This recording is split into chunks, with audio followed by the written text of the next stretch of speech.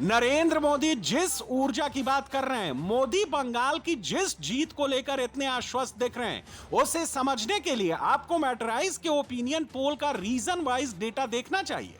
इससे पता चलता है कि अब की बार हर उस इलाके में मोदी ने सेंध लगाई है जिन्हें ममता बनर्जी का गढ़ माना जाता है।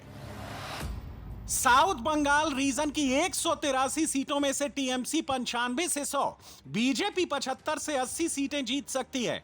अन्य के खाते में 4 से 8 सीटें आ सकती हैं।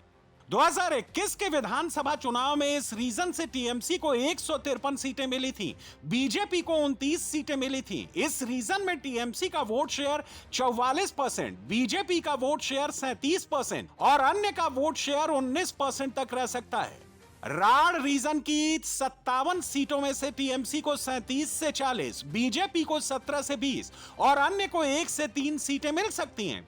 पिछले विधानसभा चुनाव में राढ़ रीजन में टीएमसी ने 39 सीटें जीती थीं, बीजेपी ने 18 सीटें जीती थीं।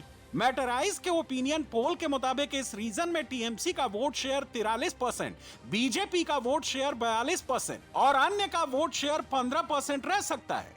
नॉर्थ बंगाल रीजन की 54 सीटों में से टीएमसी 17 से 20 सीटें जीत सकती हैं, बीजेपी यहां टीएमसी से आगे निकल सकती है, 30 से 33 सीटें जीत सकती हैं, जबकि अन्य के खाते में 2 से 5 सीटें आने का अनुमान है। 2021 के चुनाव में इस रीजन से टीएमसी को 24, बीजेपी को 30 सीटें मिली थी। मैटराइज के ओपिनियन पोल के मुताबिक इस बार नॉर्थ बंगाल रीजन में टीएमसी का वोट शेयर 40%, बीजेपी का 43% और अन्य का वोट शेयर 17% तक रह सकता है। यानी ओपिनियन पोल से साफ साफ संकेत मिल रहे हैं कि पिछली बार की तुलना में इस बार मोदी ना सिर्फ गैप कम करते दिख रहे हैं, बल्कि नॉर्थ बंगाल जैसे रीजन में बीजेपी की सीटें बढ़ा भी सकते हैं और टीएमसी के गढ़ कहे जाने वाले इलाकों में भी सेंध लगा सकते हैं। भागुआ लहर, जनता तैयार, टीएमसी जाएगा, ममता जाएगी, टीएमसी खत्म, पूरा खत्म। पूरा प्रदेश भगवा का जिस तरीके से कुछ बिहार में मोदी जी का रैली देख लिया ना, कलकत्ता इस बार साफ हो जाएगा, पूरा कमल खिलेगा, कमल खिलेगा। सब प्रतिष्ठित नेता है, संतोष पाठक, तापस राय, सब जीतेगा। इस बार टीएमसी को सुपड़ा साफ करेगा। टीएमसी कैडर भद्र बन जाओ, नहीं तो 4 तारीख का बाद बहुत खराब होगा।